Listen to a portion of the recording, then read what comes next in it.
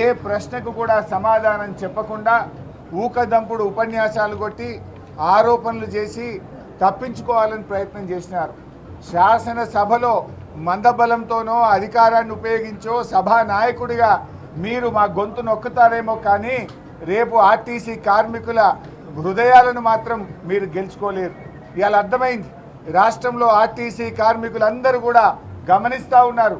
ఈ ప్రభుత్వం ఎన్నికల ముందు ఏం చెప్పింది, గెలిచిన తర్వాత ఏం చేస్తుందో ఇవాళ రాష్ట్రంలోని ఆర్టీసీ కార్మికులందరూ కూడా చూశారు. మేమేమడిగాం, మా ప్రభుత్వం ఉన్నప్పుడు ఆర్టీసీ ఉద్యోగులను ప్రభుత్వ ఉద్యోగులుగా గుర్తిస్తూ నిర్ణయం తీసుకున్నాం. అసెంబ్లీలో బిల్లు పాస్ అయింది, గవర్నర్ గారు ఆమోదించిండ్రు, గెజిట్ కూడా పబ్లికేషన్ అయింది. ఏ డేట్ నుంచి వాళ్ళని తీసుకుంటారంటే దానికి సమాధానం చెప్పలేదు. 8 నెలలు అయింది మీ ప్రభుత్వం వచ్చి, 8 నెలలైనా గుర్తించలేదు. ఎప్పటి నుంచి వాళ్ళని ప్రభుత్వ ఉద్యోగులుగా గుర్తిస్తారంటే సమాధానం చెప్పకుండా దాటేశారు. యూనియన్ పునరుద్ధరణ గురించి అడిగితే సమాధానం చెప్పలేదు. చనిపోయిన పిల్లలకు రెగ్యులర్ ఉద్యోగాలు ఇవ్వాలంటే దాని మీద సమాధానం చెప్పలేదు.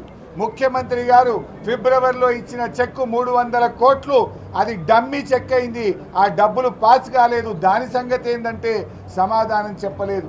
మహాలక్ష్మి ఉచిత బస్సు పథకానికి డబ్బులు ఇవ్వడం లేదు. మీరు ఏప్రిల్ మే 2 నెలల్లో 1 రూపాయి కూడా ఇవ్వలేదు. ఎందుకు ఇవ్వలేదు, ఎప్పుడు ఇస్తారు అంటే దానికి సమాధానం చెప్పలేదు. ఏ ప్రశ్నకు కూడా సమాధానం చెప్పకుండా బుల్డోజ్ చేసే ప్రయత్నం చేసినారు. అంతేకాకుండా నేను యూనియన్ అధ్యక్షుడిగా ఉన్నానని ముఖ్యమంత్రి గారు మాట్లాడారు. ఆ ముఖ్యమంత్రి గారికి ఎవరు చెప్తారో ఏమో కానీ అన్నీ సగం హాఫ్ నాలెడ్జ్తో మాట్లాడుతున్నారు. ఎందుకంటే నేను మంత్రి అయిన వెంటనే కొద్ది రోజుల తర్వాత నేను యూనియన్ అధ్యక్షుడిగా రాజీనామా చేసిన ఆర్టీసీకి. నేను యూనియన్ అధ్యక్షుడిగా లేను. కానీ ఆయన ఏదో ఒకటి చేసి సభను తప్పుదో పట్టించాలని, సభలో చర్చ జరగకుండా చేసి మాకు ప్రొటెస్ట్కు కూడా అవకాశం ఇవ్వకుండా ఇలా సభ వాయిదా వేసుకొని పోయింది. గవర్నమెంట్ నుంచి సరి అయిన సమాధానం రానప్పుడు మేము నిరసన చెప్పే హక్కు సభ్యులకు ఉంటుంది. ఆర్టీసీ కార్మికులను ప్రభుత్వ ఉద్యోగులుగా గుర్తించాలి, వాళ్ళ ఎరియర్స్ ఇవ్వాలి, బకాయిలు ఇవ్వాలి, యూనియన్ను పునరుద్ధరించాలని మేము అడిగితే ఏ ఒక్కదానికి కూడా సమాధానం చెప్పలేదు. ఆనాడు కాంగ్రెస్ పార్టీ మేనిఫెస్టోలో పెట్టారు, కార్మికుల ఓట్లు వేయించుకున్నారు, ఆర్టీసీ కార్మికుల అండతో గెలిచి ఇవాళ కార్మికులకు వెన్నుపోటు పడిచింది ఈ కాంగ్రెస్ ప్రభుత్వం. తప్పకుండా కార్మికుల పక్షాన బయట సభలో ఇంకా మా పోరాటం కొనసాగుతుంది. ఇకపోతే ఈరోజు నిరుద్యోగ యువకుల మీద మేము శాసనసభలో అడ్జర్న్మెంట్ మోషన్ ఇచ్చాం. ఆనాడు ఇదే నిరుద్యోగులను కాంగ్రెస్ పార్టీ వాడుకున్నది. మేము రాగానే సంవత్సరంలో 2 లక్షల ఉద్యోగాలు ఇస్తామన్నారు. ఏది మీ జాబ్ క్యాలెండర్? పెద్ద పెద్ద పేపర్ అడ్వర్టైజ్మెంట్లు ఇచ్చారు, టీవీల్లో అడ్వర్టైజ్మెంట్లు ఇచ్చారు, ఉపన్యాసాలు కొట్టారు, నిరుద్యోగులకు బస్సులు ఇచ్చి వాళ్ళని ఊరూరా తిప్పి ఓట్లు వేయించుకున్నారు. 8 నెలలైనా నీ జాబ్ క్యాలెండర్ ఇప్పటిదాకా నువ్వు ప్రకటించలే. ఇక మిగిలింది 4 నెలలే. 4 నెలల్లో 2 లక్షల ఉద్యోగాలు ఎప్పుడు ఇస్తావు, ఎట్లా ఇస్తావో చెప్పు అని మేము ఇలా శాసనసభలో అడ్జర్న్మెంట్ మోషన్ ఇచ్చాం, వాయిదా తీర్మానం ఇచ్చాం. కానీ దాన్ని ఇలా స్పీకర్ గారు దాన్ని వారు తీసుకోలేదు. తీసుకోకపోగా కనీసం మాకు మాట్లాడే అవకాశం ఇవ్వలేదు. ఇవాళ ఈ ప్రభుత్వం ప్రతిపక్షంలో ఉంటే ఒక మాట, అధికారంలో ఉంటే ఒక మాట. ఊసర వెల్లులు కూడా ఈ కాంగ్రెస్ ప్రభుత్వాన్ని చూసి సిగ్గుపడతా ఉన్నాయి. ఊసర వెల్లుల కంటే వేగంగా వీళ్ళు రంగులు మారుస్తూ ఉన్నారు. ప్రతిపక్షంలో ఉన్నప్పుడు మేము గ్రూప్ 2, గ్రూప్ 3 వాళ్ళకి పోస్టులు పెంచుతామని మాట ఇచ్చారు. ఈరోజు సాధ్యం కాదు అని మాట్లాడుతున్నారు. అది సాధ్యమవుతుంది. గతంలో ఇదే రాష్ట్రంలో నోటిఫికేషన్ వచ్చిన తర్వాత అనేక పరీక్షలకు పోస్టులు పెంచిన ఉదంతాలు మన రాష్ట్రంలోనే ఉన్నాయి. ఆ రోజు సాధ్యం అవుతుంది ఎట్లా, ఈరోజు సాధ్యం కాదెట్లా? అంటే నీకు మనసు లేదు, నువ్వు మోసం చేస్తున్నావు, నిరుద్యోగ యువకులకు మోసం చేస్తున్నావు. 1:100 గ్రూప్ 1 ఉద్యోగాలకు 1:100కు మెయిన్స్కు అనుమతి ఇవ్వాలని పిల్లలు పాపం పోరాడుతూ ఉంటే ఆ పిల్లల మీద పోలీసుల చేత కొట్టిస్తూ ఉన్నారు.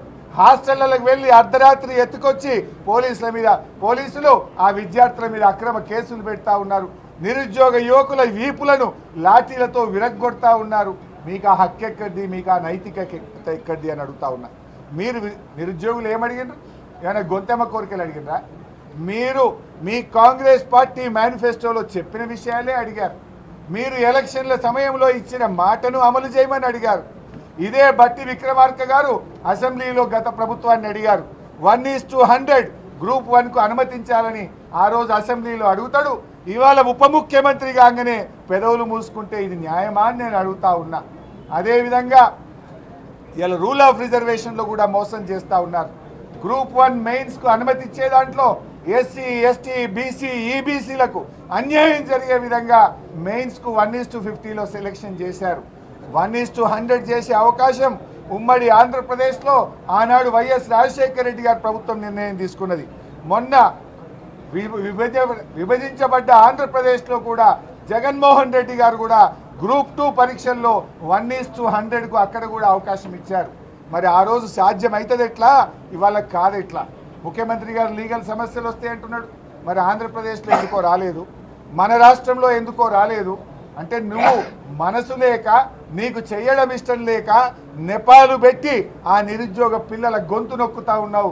రాష్ట్రంలో లక్షలాది మంది నిరుద్యోగులకు నీ ప్రభుత్వం అన్యాయం చేస్తూ ఉంది.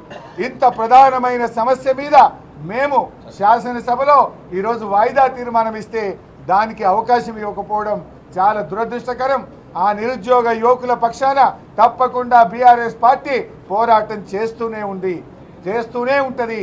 రేపు సభలో కూడా ప్రయత్నం చేస్తాం. బయట కూడా ఈ న్యాయమైన సమస్యలు పరిష్కారం అయ్యేదాకా ఈ రాష్ట్రంలోని నిరుద్యోగుల పక్షాన పోరాడతాం. మెగా డిఎస్సి ఆ రోజు ఇదే రేవంత్ రెడ్డి గారు ట్విట్టర్లో పెట్టిండు, రాష్ట్రంలో 21,000 ఉద్యోగాలు ఖాళీగా ఉన్నాయి, ఉపాధ్యాయ ఉద్యోగాలు ఖాళీగా ఉన్నాయి, మీరు 5,000 ఎట్లు ఇస్తారు, మేము రాగానే 25,000తో ఇస్తామన్నాడు. మరి ఏమైంది? 25,000 మెగా డిఎస్సి మాట ఉత్తమాట అయిందా రేవంత్ రెడ్డి?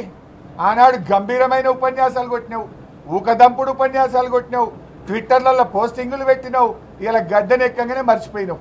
మరి ఆ రోజు పెట్టింది తప్పైతే క్షమాపణ చెప్పు, నిరుద్యోగ డిఎస్సి యువకులకు క్షమాపణ చెప్పు, లేదా మెగా డిఎస్సి 25,000కు వెంటనే పోస్టులు పెంచాలని బీఆర్ఎస్ పార్టీ ఈరోజు డిఎస్సి అభ్యర్థుల పక్షాన డిమాండ్ చేస్తుంది.